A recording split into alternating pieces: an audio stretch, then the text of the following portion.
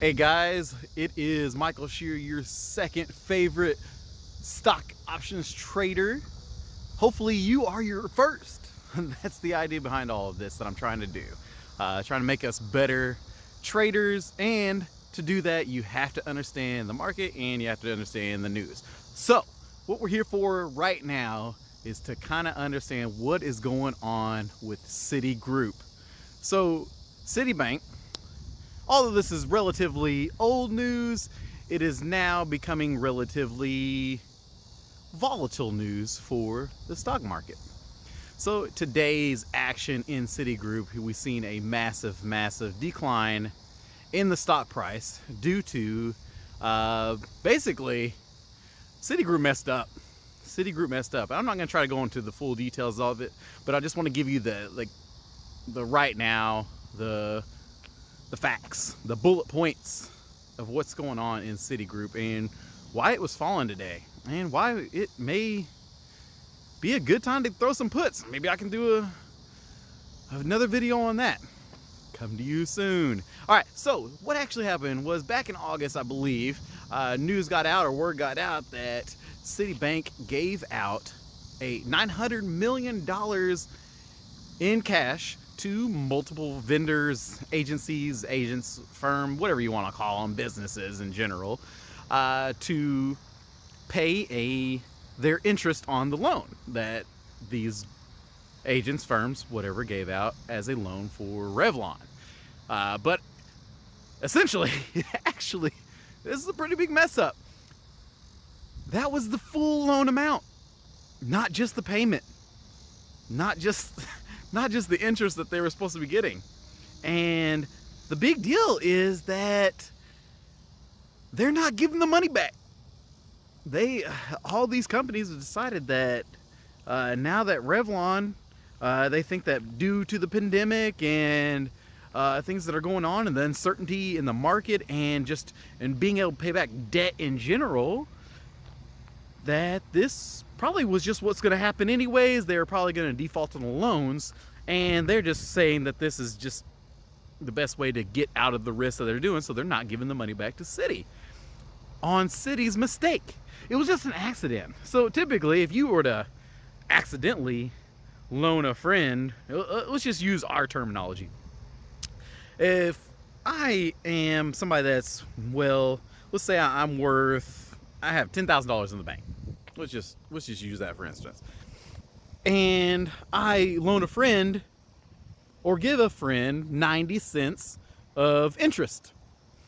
Kind of find out I actually threw them 900.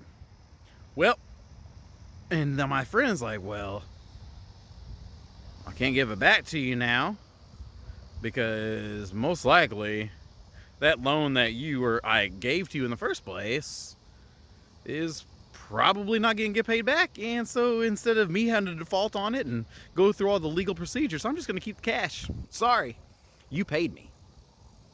And that's what's happening. You know, that was a big chunk of change. Yeah, they're a couple billion-dollar company, bank, and it's a big deal. And why it became a big deal today is that the Federal Reserve and other regulating bodies, federal regulating bodies, have decided that they are going to put more risk, they are going to make sure that Citibank puts on more risk management policies and procedures before they allow them to be able to do their normal circulations of cash and basically staying a bank in general. So that's pretty serious. You know, all in all, this happens quite often, just maybe not to this extent. You know, the Federal Reserve is going to want to look into their books. This is what the Federal Reserve does. They make sure that the banks are not being too risky and are not over leveraging themselves or making procedures that don't allow them to give out $900 million without somebody going, what the heck, wait, that should not have happened. But unfortunately it did. Human error happens, and that's what we have today, is human error, which caused basically catastrophe in Citibank. So that's what's happening. plain and simple, mistake happened. Citibank paid out a whole bunch of cash, and they're not going to get it back until it goes through the court now.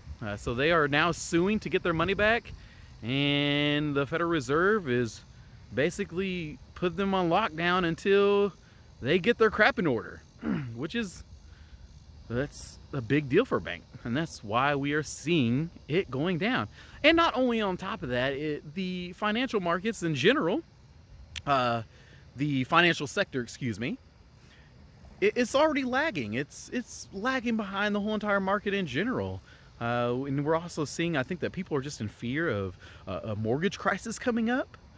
Possibly, if, let's say, this pandemic goes longer and we get a lot more people that cannot pay their mortgage, or the people that are renting from these people that are taking on long-time mortgages are not paying their rent, which then of course leads into not being able to pay your mortgage, which then leads into foreclosure, and causes a lot of harm, hurt, and danger, not only in the markets, but just in the U.S. economy altogether.